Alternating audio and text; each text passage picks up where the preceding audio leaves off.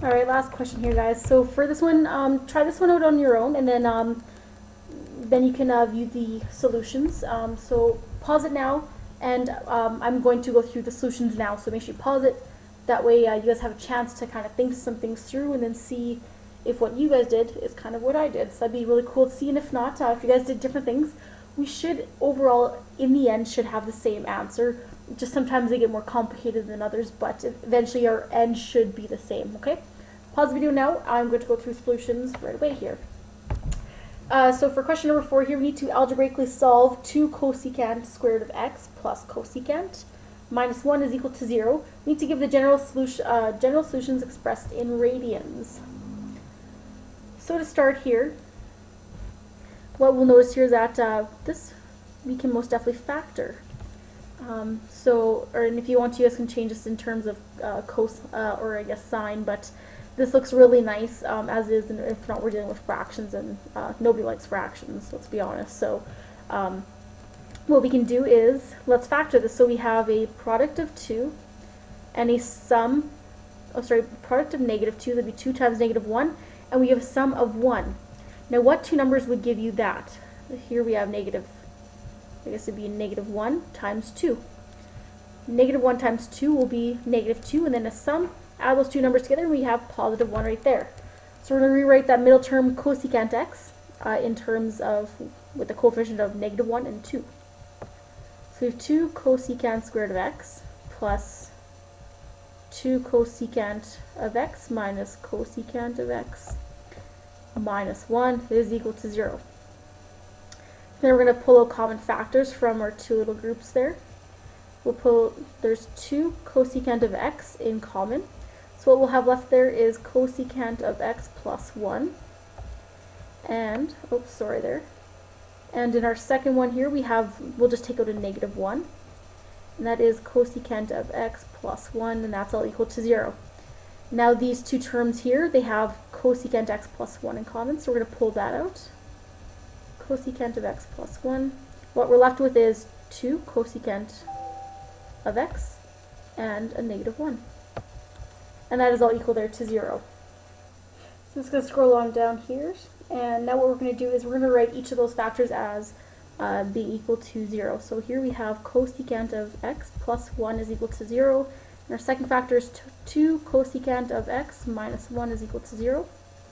Okay, so now we'll solve here for our first factor. We have cosecant of x is equal to -1. And what we can do is, if you guys know that cosecant value, or what we can do is we can rewrite that. So note the reciprocal of that will be 1 over sine of x is equal to -1. So then what we'll do is I want this sine of x out of the denominator, so let's multiply both sides by sine of x, which those ones will cancel out, and we have sine of x here. So let's rewrite that as 1 is equal to negative sine of x. And once again, you can multiply or divide by -1. Either way, what we'll find is that -1 is equal to sine of x.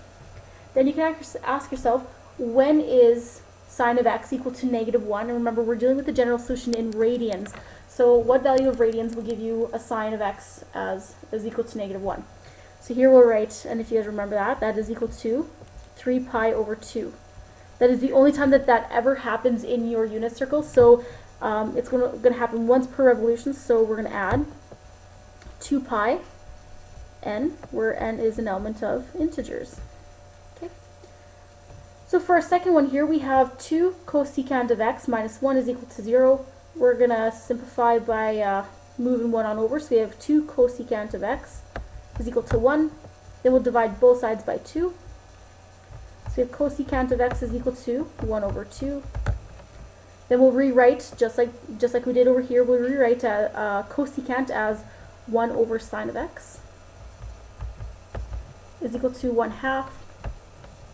And we want to get that denominator, we don't want sine of x in that denominator, so we're going to multiply both sides by sine of x. And I'm just going to scroll on down here, ladies. Okay, so we have 1 is equal to sine of x over 2. Then we're going to get 2 onto the other side, so we'll multiply by 2. That will cancel out there. This will come there. So we have 2 is equal to sine of x. Alright, so now think, when is sine of x equal to 2? Even if you guys put in sine inverse of 2, what do you guys get in that calculator? You guys are going to come up with an error. So what happens, or what does that mean? It means that there's no solution. And if you guys remember your unit circle, the maximum point anywhere on your unit circle will be 1. So remember, it has that radius of 1, so it can never go bigger than that. So do you know what that means? It means that there's no solution for this value. No solution. Therefore, x is equal to 3 pi over 2 plus 2 pi n, where n is an element of integers, is our only solution for this question. Okay?